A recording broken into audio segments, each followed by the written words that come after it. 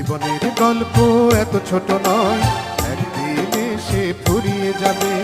হাসতে হবে, কাঁদতে হবে, হাসতে হবে, কাঁদতে হবে, এরই মাঝে বাঁচতে হবে। জীবনের গল্প এত ছোট নয়, একদিন এসে ফুরিয়ে যাবে।